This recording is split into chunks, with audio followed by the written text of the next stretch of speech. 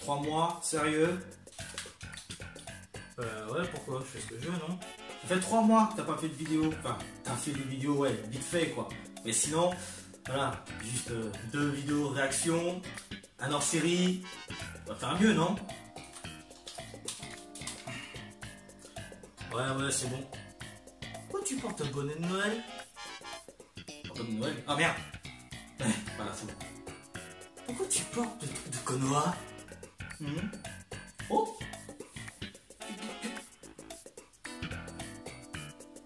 Ok, c'est bon, j'ai compris. Vu que tu contrôles le scénario de ta série, tu m'as fait porter ça. Bravo, c'est génial ça. Ouais, c'est moi. Ça te va bien en tout cas. Je vais te faire la gueule. Je m'en fous en fait. Tu as gâché ton épisode, toi? Toi, tu... Bordel de merde. Bordel! On va pouvoir fermer sa gueule.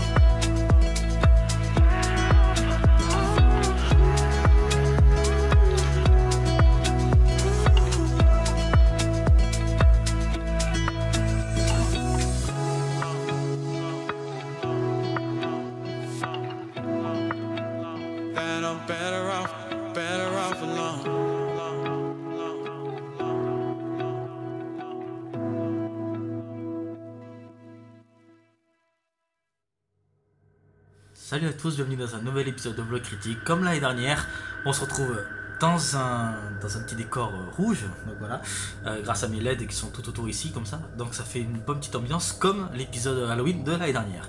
Aujourd'hui, on va parler vraiment de... Tu tiens vraiment la caméra là? Ouais, t'inquiète, fais ton truc. Ouais, fais pas le con avec, s'il te plaît, sincèrement. Parce que, hey, Samuel, tu m'as dit tout à l'heure que t'allais gâcher mon épisode, c'est pas vraiment le moment là, d'accord? Je vais rien faire, même si tu l'as un peu cherché tout à l'heure. Donc oui, c'est Samuel qui est en train de filmer derrière. Jetez à l'œil. Aujourd'hui, on va parler d'un vieux film, hein. Enfin vieux film, de 2005. Il s'appelle Amityville. Je suis sûr que vous connaissez Amityville, la légende d'Amityville, la maison, etc. qui est hantée. Bref, tout le monde connaît ça. Je voulais surtout parler de la version de 2005, parce que cette version-là est une version que j'adore, malgré qu'elle a été très mal reçue comme version. C'est un remake tout à fait normal. Les remakes de nos jours commencent à être un peu descendus, même s'ils ont du succès, sont quand même défoncés en fait. Par exemple, le film Aladdin qui a eu un beau succès s'est fait défoncer, pourtant moi je l'adore. Le Roi Lion, on va en reparler dans un autre vlog critique, vous allez voir, ça va être très marrant. Donc ce remake n'échappe pas à la règle. L'année dernière j'avais critiqué le remake de Freddy qui lui aussi était très mal reçu, donc je me suis dit pourquoi pas continuer. Donc voilà, on y est. C'est simple, donc Amityville, le réalisateur, je sais plus qui c'est, mais en tout cas il a été produit par Michael Bay. Je m'attendais à avoir des explosions. Ah putain, cette vanne est complètement dépassée, surtout en 2019. Oh, déjà dans ce film il y a Ryan Reynolds. Je rigole vraiment pas, il y a vraiment Ryan Reynolds, je déconne vraiment pas.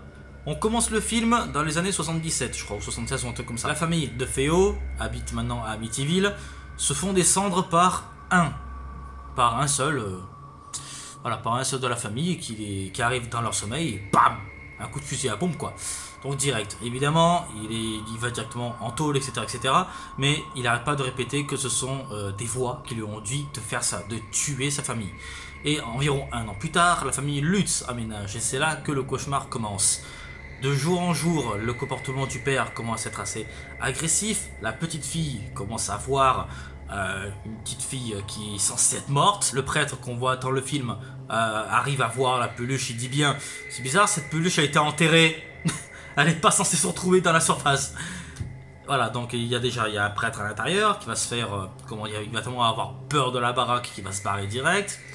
La petite famille croit que c'est tranquille, mais le père commence à devenir agressif. Déjà, il tue son chien. Et ensuite, évidemment, vers la fin du film, il a, lui aussi, comme la famille de Feo, il y en a, mais lui, il entend des voix, lui aussi, qui lui dit de tuer sa famille. Et c'est là que le cauchemar continue et empire. De jour en jour, le père devient de plus en plus agressif. Il n'arrête pas, il devient fou, il vrille, il fait des cauchemars, il a des visions horrifiques. Et ensuite, vu qu'il préfère dormir dans le sous-sol, parce que c'est l'endroit le plus chaud de la maison, il arrive à trouver derrière un mur la vérité. Genre qu'en fait, Ketcham, qui d'ailleurs était un prêtre, est aussi un mage noir. Enfin, un mage noir. Quelqu'un qui pratiquait vraiment de la sorcellerie, de la magie noire. Mais il avait déjà conçu la maison spécialement pour que les Amérindiens puissent avoir quelque part où habiter. Sauf que c'était un piège évidemment, parce que dans son sous-sol, pendant ce temps-là, il torturait les Amérindiens, genre des crochets sur les tétons, genre vous savez des trucs comme ça là, vous savez qui griffent et tout ça. Bref, ils étaient torturés, ils étaient tués, mais dans une lenteur si atroce, vous voyez. Donc là, voilà. Donc on sait très bien qu'il y a un Ketcham derrière qui est là et qu'il s'est tranché la gorge pour hanter Amityville à jamais. Donc voilà, ça c'est le but principal du film. En tout cas, voilà, donc c'est vrai, en ce moment les vlogs critiques, j'essaie de les faire plutôt courts, ça évite que vous vous ennuyiez. De quoi penser du film par rapport au fait que ça a été un véritable échec? C'est ça que je comprends pas. Déjà, le réalisateur, c'était son premier film, je crois son dernier. Il était directeur de la photographie avant de faire ce film, donc bizarrement. Mais Michael Bay a plutôt bien aimé son travail, il a proposé de faire le film. Sachant que Michael Bay, normalement, il travaille avec Paramount ou d'autres sociétés. Là, c'était plutôt un truc inconnu. Voilà, donc ce studio-là qui a produit le film a dû racheter les droits, parce que je connais pas du tout ce studio-là. Je sais pas si c'est le studio avec le lion, là, MCM ou MGM, je sais pas quoi, là. Non, mais en tout cas, je pense que c'est ça. Je pense qu'il passait par la tête à Michael Bay de proposer à un directeur de la photographie de faire un film. Ça, moi, je comprends pas pourquoi. Mais en tout cas, ce film, pour moi, a été une très belle réussite. Quand on voit vraiment les screamers, quand on voit vraiment comment l'horreur arrive vraiment, et quand on voit l'oppression à chaque fois que le père il a, genre de jour en jour, petit à petit, on le voit sombrer dans la folie, et carrément ensuite, même quand après il a tué le chien, il entend encore le chien qui aboie alors qu'il est mort. Et ensuite, on arrive aussi à savoir qu'il y a dans le lac des morts, il y a des morts partout, il y a des morts. Non, vraiment, il y a des morts il y a des Amérindiens qui ont été noyés, ils ont été torturés. Ce sont eux qui hantent la maison et qui font ça sous l'emprise de Ketcham, évidemment, toujours lui. Voilà, donc qui est je dirais pas un mage noir, mais c'est quelqu'un qui pratiquait vraiment de la sorcellerie, de la magie noire. Voilà, donc évidemment, dans le film, c'est pas prouvé que la magie existe, attention, c'est juste des accusations qui ont été portées. Mais en tout cas, voilà, normalement, il a failli être chassé d'Amityville, parce qu'Amityville, en réalité, c'est une sorte de petite communauté vers les environs de New York. C'est là où il a pris la décision de carrément se trancher la gorge. Pourquoi le film a été raté?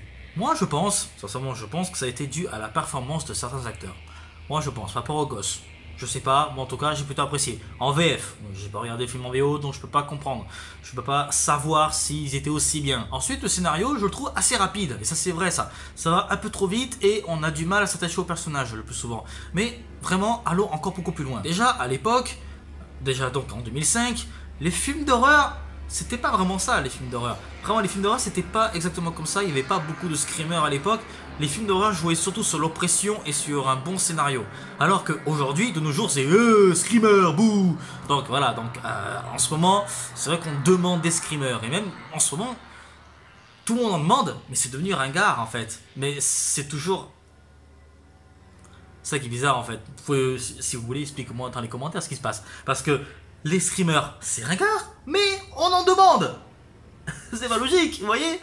Donc en tout cas vraiment pourquoi ce film n'a pas marché? Moi vraiment je sais pas. Si vous connaissez ce film, n'hésitez pas à me le dire dans les commentaires.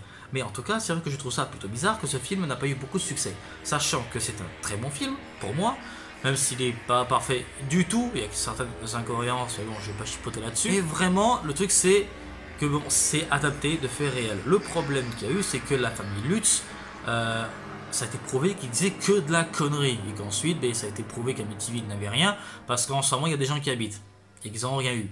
Donc en réalité je pense que celui qui a tué sa famille était vraiment fou allié et que la famille Lutz ont fait ça pour surfer sur la chose qui s'est passée un an plus tôt pour avoir de l'argent ou un truc comme ça, je sais pas, pour avoir la célébrité.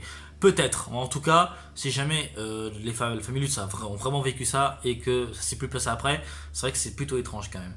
Et voilà, donc ensuite, le film pour moi il est bon. Les screamers sont au bon endroit, l'oppression est très bonne. La folie du père commence vraiment enfin me fait des fois vriller moi, mais bordel, c'est un truc de fou ça.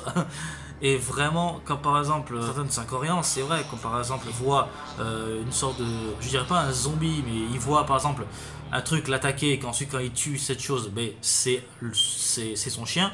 Je pense que ce sont des hallucinations, surtout qu'en plus à cause du fait qu'il est hanté par Ketcham, il pense vraiment que sa famille est une famille de démons. Donc là par contre là c'est un peu plus... Voilà. Et surtout qu'en plus les effets numériques, à ce moment-là, étaient plutôt bien réussis. C'est vrai qu'aujourd'hui si on regarde le film, il a plutôt assez vieilli. Mais vraiment les effets spéciaux sont assez limités. Il n'y a pas énormément d'effets spéciaux. Et vu qu'il y a Michael Bay derrière, ce qu'on peut d'ailleurs reprocher par rapport à la colorimétrie du film, vraiment les couleurs sont comme le style de Michael Bay en fait. Les couleurs sont des fois saturées, exagérées. Certains plans, c'est du Michael Bay tout craché, ça se voit. Mais sinon, le film n'est pas mauvais en soi. Le film a une bonne intention. Michael Bay a repéré un bon réalisateur et l'a proposé, sachant que le réalisateur adorait La Légende d'Amityville. Il adorait les films qu'il y a eu avant. Donc, résultat, pourquoi ce film a été aussi détesté en fait. Ça n'a vraiment aucun sens. Mais bon, après ça, voilà, je suis qu'un petit débutant, je vais pas dire, j'ai pas fait d'études de cinéma, donc voilà. Bref. C'est pas grave. Voilà, c'est la fin de cet épisode. Ça va Samuel? Je pensais que t'allais vraiment gâcher mon épisode. Mais non, je disais ça comme ça, t'inquiète. Ouais, t'as la flemme quoi. Non. Je me disais bien aussi. Il voulait juste gâcher mon épisode, mais ça marchera pas. Tu vas voir si ça marchera pas. Faudrait aussi que t'arrêtes de faire des conneries sur moi. Non, je te ferai pas de coup fourré. Hein? Je t'en ferai pas de nouveaux coups fourrés. Non. Non. Bye bye.